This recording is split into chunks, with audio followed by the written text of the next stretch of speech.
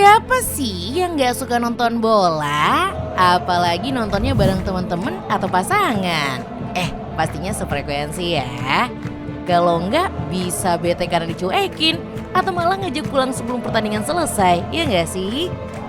Nonton bareng alias nobar pertandingan sepak bola gak asyik dong kalau tanpa cemilan. Eits, tapi apa iya masih ada yang pasang taruhan?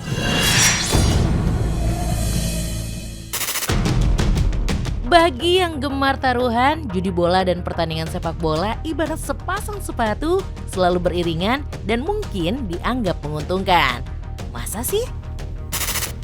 Tim News Statement mencoba memastikan dengan menyambangi salah satu tempat di Jakarta yang sedang mengadakan acara nonton bareng.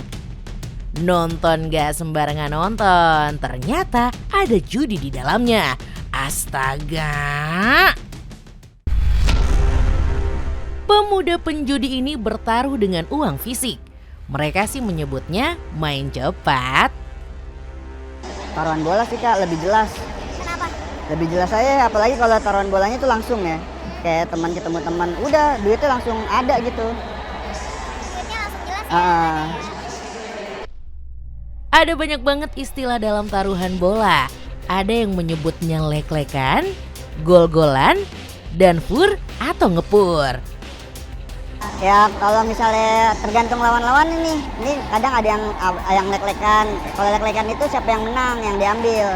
Nah kalau misalnya pur-puran itu dia ngambilnya misalnya yang ngepur Belanda nih. Belanda ngepur 1 nih, berarti dia harus menang 2-0. Kalau misalnya seri ya dia kalah. Loh, apa ini? Resmi? Terpercaya? Kok bisa sih situs judi ditulis resmi? Resmi judi maksudnya. Dia ada website gitu Kak. Ada websitenya. Jadi kita login dulu nih, registrasi di website itu nih. Terus kita deposit nih, transfer ke sono. Oh, jadi saling kenal apa nggak kenal? Nggak kenal, nggak tahu kita bandarnya siapa, lawannya siapa. Sama halnya dengan judi lain, kerugian judi bola juga beragam. Bahkan sampai rela menggadaikan sertifikat rumah. Wah, rumah itu tempat tinggal loh. Masa mau digadai juga? Emang mau pindah ke jalanan? Berbeda dengan judi bola yang musiman atau momentum saja, jerat judi yang paling candu adalah judi online. Kenapa? Ya karena gampang. Berbentuk permainan digital, bisa dimainkan di mana saja dan akses yang sangat mudah. Salah satu korban jerat judi online yang sudah habis-habisan adalah Erlangga. Mulai dari coba-coba hingga sampai menggadaikan mobil mewah. Berapa juta ya lumayan sih Mbak, parah lah. Jadi satu kali deposit itu kita pernah misalnya 30 juta atau 50 juta. Atau dalam berapa waktu habis sekian ratus juta? Ya misalnya dalam 1 minggu gitu ya, kita habis 300 juta, 100 juta itu juga. Menjamurnya bisnis judi online juga disebabkan oleh mudahnya sistem franchise atau waralaba yang dilakukan oleh oknum orang Indonesia. Udah kayak minimarket aja ya, sampai ada waralabanya. Kok bisa sih? Padahal kan pemblokiran situs judi udah masif banget loh dilakukan pemerintah. Faktanya ada 1.000 anggota DPR hingga DPRD terjerat judi online. Walah Pak, kok bisa sih? Kan Bapak wakil rakyat, gak malu sama jabatannya. Gak main-main, total nominalnya hingga miliaran rupiah. Ada lebih dari 1.000 orang itu DPR, DPRD sama sekretariat kesekjenan ada. Lalu transaksi yang kami potret itu lebih dari 63.000 transaksi yang dilakukan oleh mereka-mereka itu, dan angkanya bisa saya sampaikan? Ya, jumlah totalnya angka rupiahnya hampir 25 miliar. Mau pejabat kek atau polisi sekalipun kek, semua tuh tidak boleh terlibat judi.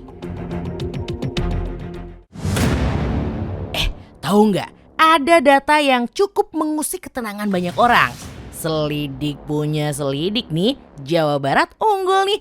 unggul dalam catatan pemain judi online terbanyak dari 5 provinsi dengan jumlah pemain online terbanyak di Indonesia.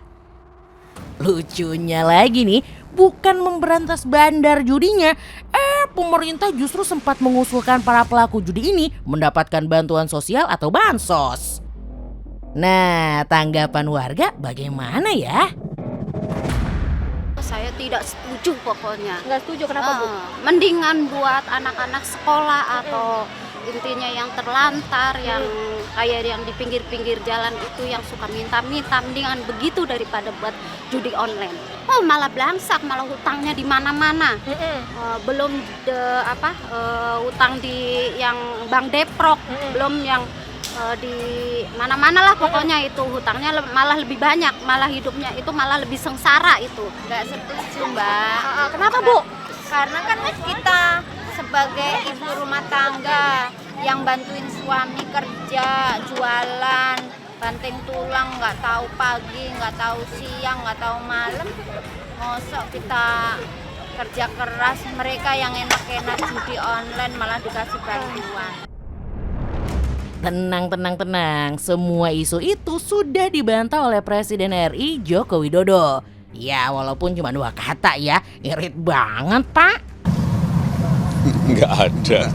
Jadi wacana itu sebenarnya belum terrealisasi, belum diada. Nggak ada. Terima kasih Bapak. Judi online kini bukan hanya menyasar orang dewasa, melainkan juga anak di bawah umur. Seorang remaja, sebut saja Ipiu, seringkali bermain judi online bersama 3 temannya. Lumayan uangnya. Buat jajan. Masalah misalkan 50 dapat sekian. Jadi di pertama kan main didapetin dulu tuh pasti. Itu mungkin yang bikin candu orang. Kalau di kamu sendiri sampai segini nggak? Sampai juga. Untuk bisa bermain judi online, seseorang harus mendaftar dengan menyertakan rekening bank dan juga KTP. Lalu, bagaimana ya bisa Ipiu ini yang masih di bawah umur mendaftarkan situs judi online? Pakai KTP orang tua. Kayak kata orang tua.